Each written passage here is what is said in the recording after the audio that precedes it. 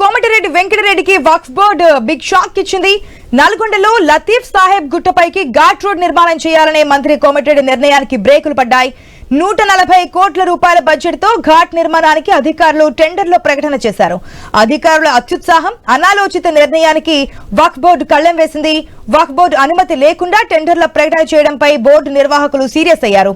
Ghat road నిర్మాణానికి NOC ఇవ్వలేమంటూ రోడ్ల భవనాల శాఖకు వక్ఫ్ బోర్డు సీఈఓ లేఖ రాశారు.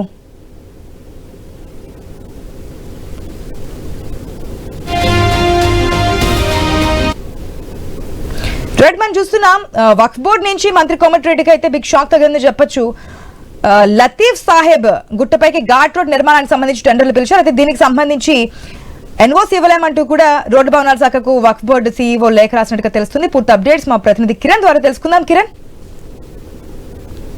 ఆశ, రాష్ట్ర రోడ్డు భవనాల శాఖ మంత్రి కోమటిరెడ్డి వెంకరెడ్డికి బిగ్ షాక్ అని చెప్పొచ్చు. ఆయన సొంత ఇలాఖలోనే చేదు అనుభవం కూడా చెప్పొచ్చు. అయితే నల్గొండ టౌన్ లోని మునుగోడు బైపాస్ నుంచి లతీఫ్ సాహెబ్ గుట్టకు 3 కిలోమీటర్ల దూరం సంబంధించి 145 కోట్లతో కూడా ఘాట్ రోడ్ నిర్మాణానికి ఆయన శ్రీకారం చుట్టారు. అయితే అధికారుల అత్యుత్సాహం అది కావచ్చు, మంత్రి కోమటిరెడ్డి వెంకరెడ్డి అనాలోచిత నిర్ణయం కావచ్చు, వెరసి ఇటు వక్ఫ్ బోర్డు అయితే బిగ్ షాక్ అని ఇచ్చిందని కూడా చెప్పొచ్చు. అయితే రోడ్డు నిర్మాణానికి ఆ వక్ఫ్ బోర్డు అభ్యంతరం అయితే వ్యక్తం చేసింది. అయితే ఏదైనా రోడ్డు నిర్మాణం జరుగుతున్నప్పుడు సంబంధిత శాఖకు సంబంధించినటువంటి ఏదైనా ల్యాండ్ ఉంటే ఆ శాఖకు సంబంధించిన అనుమతి తీసుకోవాలి. కానీ వక్ఫ్ బోర్డు సంబంధించి ఏదైతే ఘాట్ రోడ్డు నిర్మాణం జరుగుతుందో ఆ రోడ్డు నిర్మాణం మొత్తం కూడా వక్ఫ్ బోర్డు భూముల నుంచి ఆ రోడ్డు నిర్మాణం వెళ్లే అవకాశం ఉంది. కాకపోతే ఆ బోర్డుకు సంబంధించిన నిర్వాహకులకు తెలియకుండానే అధికారులు టెండర్లు కూడా వేయడంపై కూడా వక్ఫ్ బోర్డు నిర్వాహకులు అయితే అభ్యంతరం అయితే వ్యక్తం చేయడం జరిగింది, ఆగ్రహం కూడా వ్యక్తం చేయడం జరిగింది. దీంతో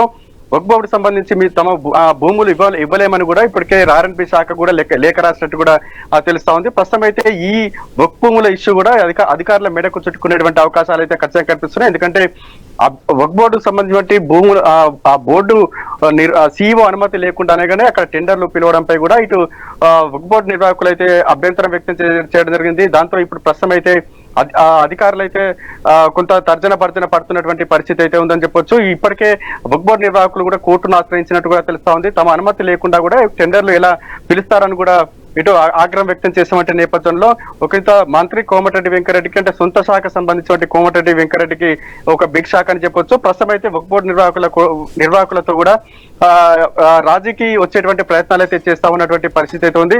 ఈ సమస్య సంబంధించి సామరస్యంగా పరిష్కరించుకుంటే తప్ప అక్కడ రోడ్డు నిర్మాణం జరిగేటువంటి అవకాశాలు అయితే లేవని కూడా తెలుస్తా ఉంది. మరోవైపు ఈ రోడ్డు నిర్మాణం కూడా వివాదాస్పదంగా మారుతున్నటువంటి పరిస్థితి అయితే ఉంది. ఎందుకంటే వక్ఫ్ బోర్డు భూములకు సంబంధించి ఏదైతే రోడ్డు నిర్మాణం జరుగుతుందో ఆ రోడ్డు నిర్మాణం పక్కనే కోమటిరెడ్డి వెంకరెడ్డి అనుచరులు కోట్ల రూపాయలతో కూడా అక్కడ కోమటిరెడ్డి వెంకరెడ్డి అనుచరులు వెంచర్ వేస్తున్నటువంటి నేపథ్యంలో ఆ వెంచర్ డెవలప్మెంట్ కోసమే అక్కడ రోడ్డు నిర్మాణం చేస్తున్నారని కూడా ఇటు స్థానికులు కావచ్చు, ఇటు వక్ఫ్ బోర్డు సంబంధించి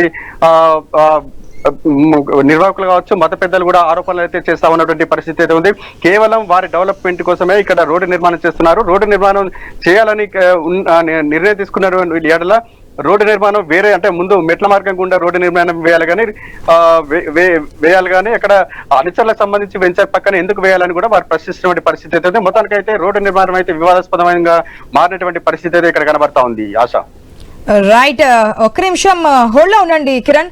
మనతో మాట్లాడడానికి అడ్వకేట్ ఉన్నారు మహమ్మద్ రజీయుద్దీన్ గారు. నమస్తే సార్. నమస్తే అండి. సాధారణంగా ఎటువంటి ఇష్యూస్ మొదలైనప్పుడు పర్మిషన్స్ తీసుకోవాల్సిన అవసరం ఉంటుంది. వక్ఫ్ బోర్డు సంబంధించి కూడా మాకు ఎటువంటి అనుమతులు అంటే మాకు వద్ద నుంచి ఎటువంటి పర్మిషన్స్ తీసుకోలేదంటూ కూడా వక్ఫ్ బోర్డు సీఈఓ ఆర్ఎండ్బి శాఖ కూడా లెటర్ రాసినట్టు తెలుస్తుంది. కోర్టు కూడా విన్నట్టుగా తెలుస్తుంది.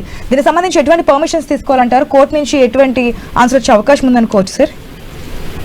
ఇప్పుడు ఒకటే ఉన్నది మేడం, ఇందులో ఏ ప్రభుత్వం అభివృద్ధి పనుల కోసం స్టార్ట్ చేసేది ఏ పని అయినా సరే అది ప్రజలకు ఉపయోగపడేటట్టుగా ఉండాలి ఫస్ట్ ఆఫ్ ఆల్.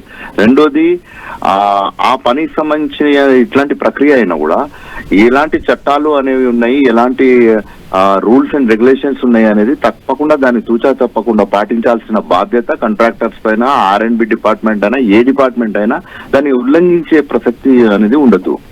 మరి అలాంటప్పుడు ఇక్కడ ఎంత పెద్ద ఘాట్ రోడ్ 100 crores సంబంధించి సమ్ ఎస్టిమేషన్ ఉన్న టెండర్ సంబంధించిన వర్క్ ఈ ఇక్కడ ఉన్న మంత్రి గారు ఏంటంటే వారు ఎలాంటి నిబంధనలు పాటించలే, మరి ఎలాంటి ప్రొసీజర్స్ ని ఫాలో చేయాలి, మరి ఆయన ఇన్స్ట్రక్షన్స్ ప్రకారమే యంత్రాంగం పనిచేస్తుంది. R&B శాఖ ఎగ్జిక్యూటివ్ ఇంజనీర్ కూడా మరి ఎన్ని రోడ్లు వేసినా, గ్రామ పంచాయతీలో వేసినా, భూదానం బోర్డులో వేసినా, ఎండోమెంట్ బోర్డుల నుంచి వేసినా, మరి ప్రైవేట్ పట్టా భూమిలో వేసినా కూడా దానికి సంబంధించి పూర్తిగా ప్రొసీజర్ అనేది ఫాలో కావాలి. అండ్ ల్యాండ్ అక్విజిషన్ చట్టం ఒకటి ఉంది, మరి ఇక్కడైతే వక్ఫ్ బోర్డ్ చట్టం, వక్ఫ్ బోర్డులోనే ప్రత్యేకమైన చట్టం వక్ఫ్ బోర్డ్ అనేది. ఆ ప్రత్యేక చట్టంలో ఎన్నో సెక్షన్స్ ఉన్నాయి, దాని సెక్షన్స్ ప్రకారమే ఆ ప్రొసీజర్ అనేది ఫాలో అవుతుంది. అక్వైరింగ్ ఆఫ్ ల్యాండ్ అనేది ఏదైనా తీసుకున్నా కూడా మరి ఇక్కడ ఈ విషయంలో ఇక్కడ చేయలేదు కదా. అందుకే ఇప్పుడు వక్ఫ్ బోర్డ్ CEO గారి మీద ఎంత ఒత్తిడి చేసినా CEO గారికి మేము ఇచ్చిన రిప్రజెంటేషన్ ప్రకారం వారు రూల్స్ కి విరుద్ధంగా ఇక్కడ వర్క్ జరుగుతున్నదని గ్రహించి వారే దానికి రిజెక్ట్ చేశారు. సో ఈ పని ఇక్కడతో ఫుల్ స్టాప్ పెట్టే అవకాశం ఉందనుకోవచ్చు గవర్నమెంట్ ముందుకు వెళ్ళడానికి. 100% ఉన్నది. మరి కంటెంప్ట్ అయిపోతుంది ప్రతి విషయంలో.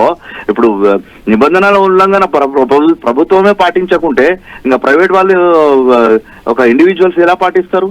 మరి దానికి ఒక పూర్తిగా ఒక శాసనం ఉంటుంది కదా సార్ మేడం, దానికి రూల్స్ అండ్ రెగ్యులేషన్స్ ఉంటాయి. దీని యొక్క ఆధారంగా ఎంతో మంది ల్యాండ్ ఎక్రోచ్మెంట్ చేస్తూ ఉంటారు. మరి ఇంకా పెరిగిపోతుంది అట్లాంటిది. నిబంధనని ఉల్లంఘించి కన్స్ట్రక్షన్ చేయడం అనేది ఖచ్చితంగా చాలా మంది ప్రైవేట్ వాళ్ళు కూడా చేస్తారు. ఇంకా మరి దానికి ప్రాబ్లం కదా మేడం. కోర్టు నుంచి కూడా ఎటువంటి తీర్పు వస్తుందో చూద్దాం, మరి గవర్నమెంట్ నుంచి కూడా రియాక్షన్ ఏంటని చూద్దాం. Thank you so much. Thank you very much.